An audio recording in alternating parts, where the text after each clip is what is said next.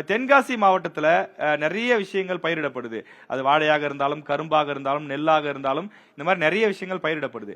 ஆனா விவசாயிகளுக்கு உரிய மதிப்பீடு கிடைக்கிறது இல்லைன்னு சொல்லி ஒரு மேடம் கூட பேசும்போது சொன்னாங்க. விவசாயிகளுடைய முன்னேற்றத்திற்கு தென்காசி மாவட்டத்துக்கு என்ன செய்யணும்னு நினைக்கிறீங்க? இங்க முதல்ல யாரெல்லாம் விவசாயிகளுடைய மகள் விவசாய குடும்பத்துல இருந்து யாரெல்லாம் வரீங்க? கை தூக்குங்க. எங்களுடைய பெற்றோர் நாங்க விவசாய குடும்பத்திலிருந்து வரோம் அப்படின்னு. ஓகே, நிறைய பேர் வந்து யாரெல்லாம் விவசாயத்துல ஈடுபட்டிருக்கீங்க?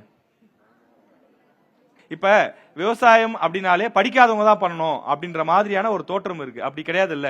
வெளிநாடுகள்லாம் நிறைய படிச்சவங்க நிறைய பேர் வந்து விவசாயத்துல ஈடுபடுறாங்க. ஏன் அப்படின்னா இன்னைக்கு டெக்னாலஜி ரொம்ப அதிகமாயிருச்சு. இப்ப முன்னாடிலாம் காலையில எழுந்து போய் 4 மணிக்கு மோட்டர் சுவிட்ச் ஆன் பண்ணும். ஆனா இன்னைக்கு அவசியமே இல்லை. ஆப் இருக்கு, வீட்டுல ஒரு பட்டன் அழுத்தினாலே போதும், மோட்டர் தானா ஆன் ஆயிடும், தண்ணி பாஞ்சிரும். அலாரம் செட் பண்ணிடலாம், 3 மணி நேரத்துல தானா மோட்டர் ஆஃப் ஆயிடும். இப்ப நம்ம நேர்ல போகணும்னு அவசியம் இல்லை. அதே மாதிரி தண்ணி எல்லாம் கரெக்டா போயிருக்கா, இல்ல வயல்ல வந்து ஆடு மாடு ஏதாவது மேய்ஞ்சிட்டு இருக்கா, என்ன பண்ணணும்னா சிசிடிவி வச்சுட்டு வீட்டுல இருந்து இருக்கிற இடத்துல இருந்து பாத்துடலாம். இப்ப அந்த மாதிரி டெக்னாலஜி ஏகப்பட்ட விஷயங்கள் வளர்ந்துருச்சு. நம்ம மாதிரி மண்வெட்டி எடுத்துட்டு போய் கொத்த வேண்டிய அவசியம் இல்லை. விதை போடுறதுல இருந்து களை எடுக்கிறதுல இருந்து எல்லாத்துக்குமே டெக்னாலஜி மெஷின்ஸ் வந்துருச்சு. அப்படித்தானே? இப்ப நம்ம நோக்கி ட்ரோன் வந்துட்டு இருக்குல்ல, இங்க அந்த ட்ரோன் கூட அந்த பூச்சி கொல்லி தெளிக்கிறதுக்கு, மருந்து தெளிக்கிறதுக்கு, உரம் தெளிப்பதற்கு இதுக்கெல்லாம் பயன்படுத்துறாங்க. ஏன் விதைகளை தூவுறதுக்கு கூட பயன்படுத்துறாங்க. பாத்திருக்கீங்களா? அந்த வீடியோ எல்லாம் பாத்திருக்கீங்களா? சோ அந்த மாதிரி நிறைய விஷயங்கள் வந்துட்டு இருக்கு. இப்ப இளைஞர்கள், படித்த இளைஞர்கள் விவசாயத்துக்கு வர்றதும் அவசியம் தான், வரலாம் அப்படின்னு சொல்றீங்களா? இல்ல சார், விவசாயம் எல்லாம் தேவையே இல்ல, நம்ம விவசாயத்தை விட்டு வேற பக்கம் ஏதாவது போயிடுவோம் அப்படின்னு நினைக்கிறீங்களா? ஏன்னா இளைஞர்கள் வரப்ப, படிச்சவங்க நீங்க வரப்ப உங்களுக்கு ஆப்னா என்னன்னு தெரியும், டெக்னாலஜினா என்னன்னு தெரியும். அந்த டெக்னாலஜியை விவசாயத்துல கொண்டு வந்தீங்கன்னா விவசாயம் இன்னும் முன்னேறும் அப்படிங்கிற ஒரு கருத்தும் இருக்கு. விவசாயம் பற்றி இளைஞர்களுடைய கருத்து என்ன, அதை பத்தி சொல்லுங்க.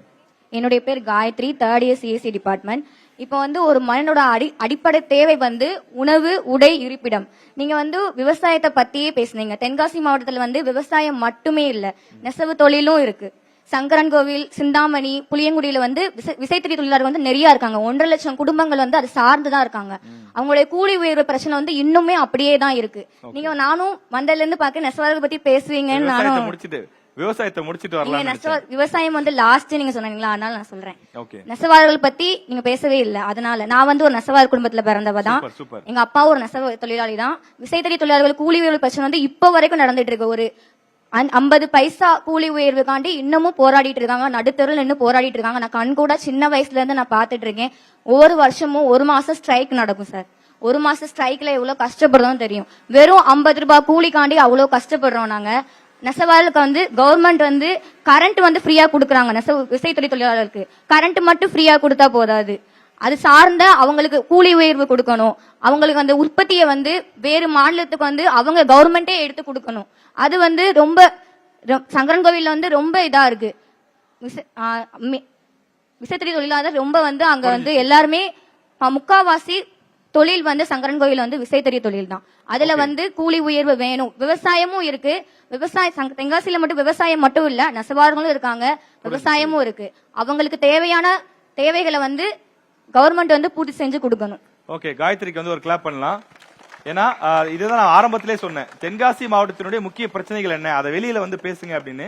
இப்ப நாங்க சென்னையில இருந்து வந்திருக்கோன்றதால எனக்கு எல்லாமே தெரிஞ்சிருக்குன்ற அவசியம் இல்ல.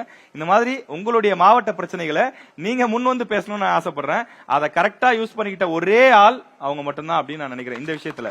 காயத்ரி தானமா உங்க பேரு? காயத்ரி ரொம்ப கரெக்டா யூஸ் பண்ணிட்டாங்க.